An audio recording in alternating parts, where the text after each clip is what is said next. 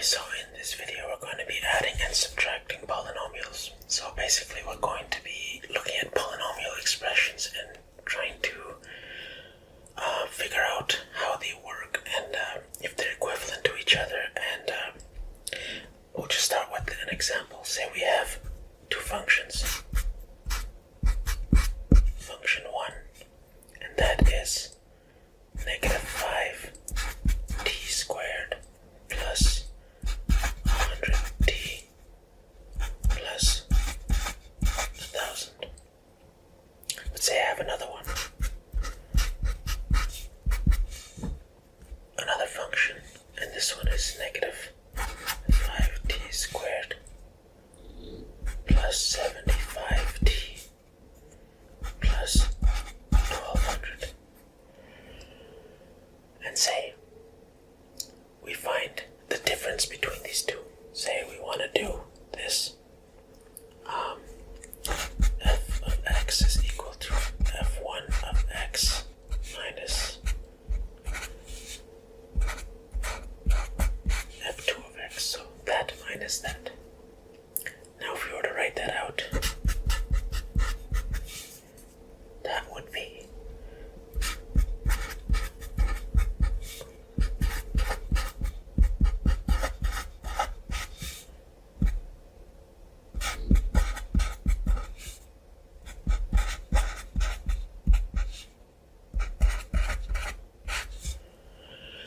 negative 5t squared plus 100t plus 1000 minus the polynomial of negative 5t squared plus 75t plus 1200.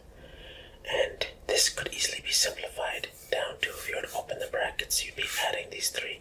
Or you can even just look at this here and just work downwards. Like, you know how we used to do substitution or elimination. So these will cancel out, and you're left with adding these two. 175, no, hold on, yeah, 175t, because I'm subtracting. Let's open the brackets and do this one step at a time.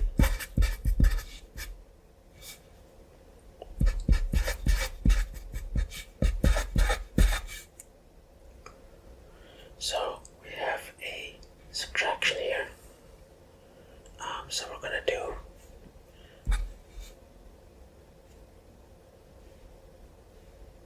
plus 5t squared minus 75t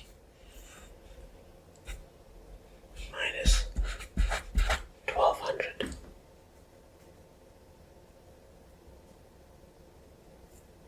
So let's simplify that. These two get cancelled.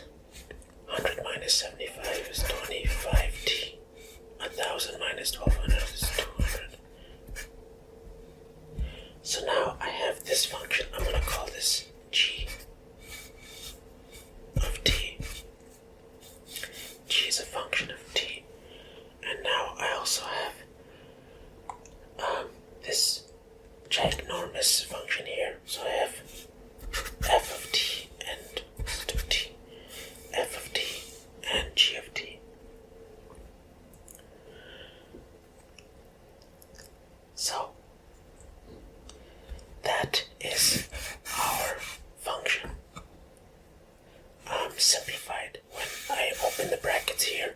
But we can also say that this function here on a completely different problem is also equal to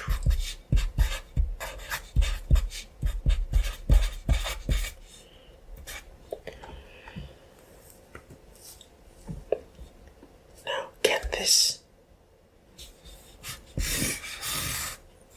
function here be equal to this function here? And the answer is that these two functions are not equivalent. What you need to understand about the two functions, one being simplified step by step and the other one being simplified by skipping many steps. You need to understand that polynomials behave like numbers. For any value of the variable, the result is a number. So whatever this is, it's going to be a number here. So if you were to do subtraction or even like elimination, then you can see that adding the opposite of the second expression, you can collect like terms and end up with this. So in our problem, we can say that this secondary function here is not equivalent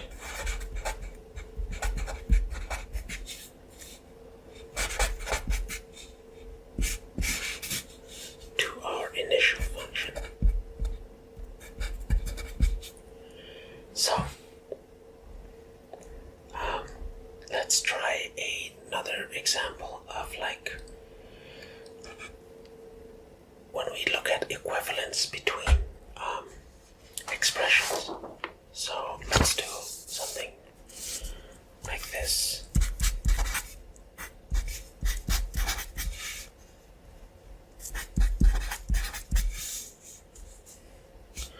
So this is our first function.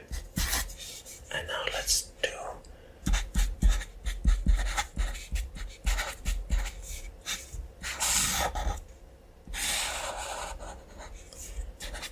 this is our second function.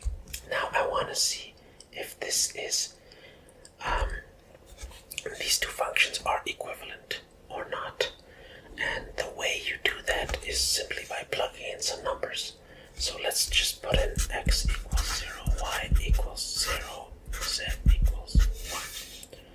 And when you put these numbers into here,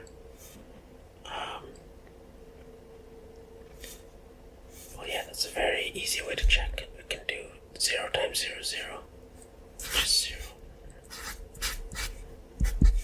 0 times 1 plus 0 times 1.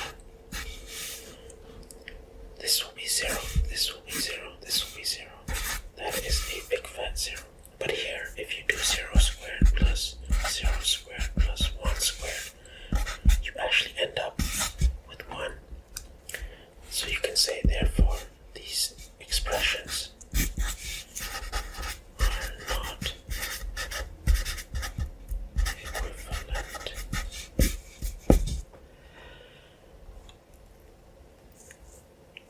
So, one thing you can always check if you have two different functions, say their lines y equals mx plus b. In two different forms, you have one here and two here. For these two, let's say that line is like that. For this expression, it could be like, say, y equals 10x plus 10, right? This could be y equals 10x plus 1. These two are in fact the same, but these two functions have to have the same graph, and that's how we can tell. And also, if I was to plug in like 1 into this, I get 1 plus 1 is 2, this is 20. If I put in 1 here, I get 1 times 10 plus 10, which is 20. But if I was to plug in like 10